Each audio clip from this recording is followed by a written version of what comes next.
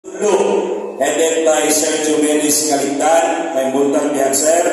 Sa ato ang Comelec officer, kay Ma'am EJ, nas Ma'am EJ? Ma'am EJ, sa ato ang MLGUO, walay pabor-pabor, si Ma'am Nerica Franco, Ma'am, maayong buntag. Sa ato ang kapulisan, sa lungsod sa Monte Vista, headed by Major Borja, sir, maayong udto. Sa ato ang Fire Marshal, SMO4, Leo Alojado, sir, maayong buntag. Sa ato ang PGMP, kay Ma'am Grace Danao, represented by Ma'am Aslin Sibaklay, Ma'am, maayong buntag. Sa ato ang Provincial Director sa DILG, Assistant Provincial Director, Engineer Evan Noel C. Pasqua, sir, maayong buntag. Sa ato ang mga department heads na dinhi municipal officials sa lungsod sa Monte Vista, headed by Vice Mayor Awing Lungtan. Sa ato ang mga barangay captains nga naakaroon dinhi. Asa ang mga kapitan nila? Taas daw tingil, karamo dia. Sa mga barangay officials, sa ato ang taga-DOH, mga katauhan sa lungsod sa Monte Vista, maayong buntag kaninyong tanan. Igutom naman siguro mo, may buntag. So this day, dili lang ni nagselebrar ta sa ika-50 nga araw sa lungsod sa Monte Vista.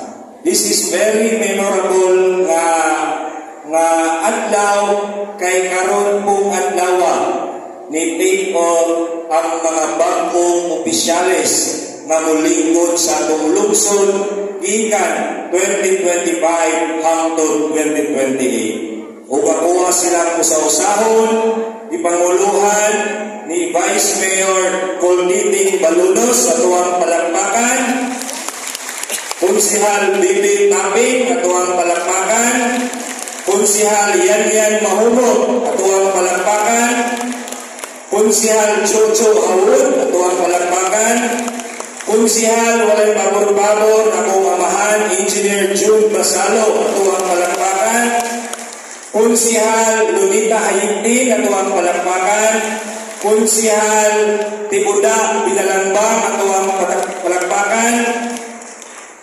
Konsihal Joe Wario tuwang palakpakan, o Konsihal Joel Lawing Lungtad at tuwang palakpakan. O kakuha kong dakong pasalamat sa mga retirees nato nga mga 9 years nga mga konsihal na dinhi si Konsihal Visitasyon Sana, Konsihal sa mali, konsihal o konsihala? Ha? Konsihala di Inday Tunggoy Hayintin kay mayang buntag. Kung napo dinhi si Konsihala Marites Zamora kay mayang buntag. So balikon nako dili lang ni araw ng Monte Vista. Mao ni ang oath-taking sa mga new sets of officers nga magserbisyo sa lungsod sa tuig 2025 to 2028. Ha? Memorable kayo ni. Nanumpa mi atubangan sa katauhan. Nanumpa mi atubangan sa mga kapitan. Nanumpa mi atubangan sa national agencies nga walay laing tumong kung dili serbisyohan lang ang katauhan sa lungsod sa Monte Vista.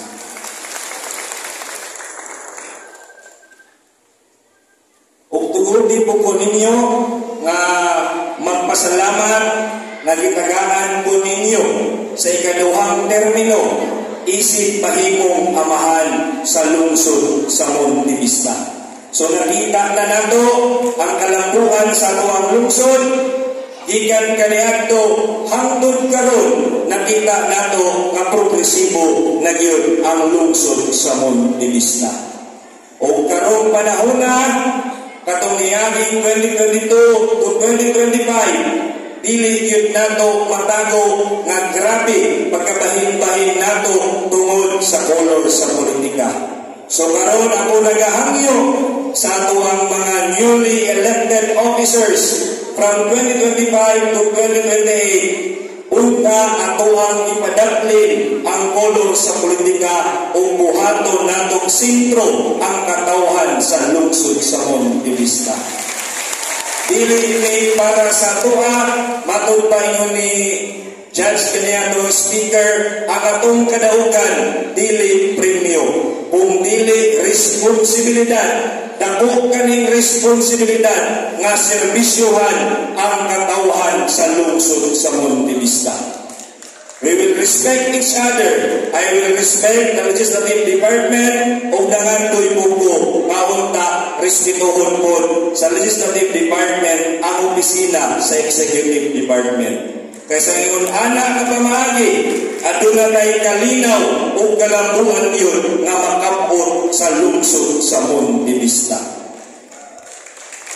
Nako'y po tinigikan kay Harvey S. Firestone, the growth and development of the people is the highest calling of leadership. So kinahanglan ta manerbisyo, isip mga leader, kinahanglan ta manerbisyo. Inawar dili tungod sa tuwang sariling achievement, kung dili unsay impact sa tuwang serbisyo sa matag-usa sa katawhan sa lungsod sa Monte Vista. Ini inyong mayor, uban ang mga bagong opisyalis nagahangyo nga one Monte Vista, one vision, one goal. Daghang salamat o God bless us all.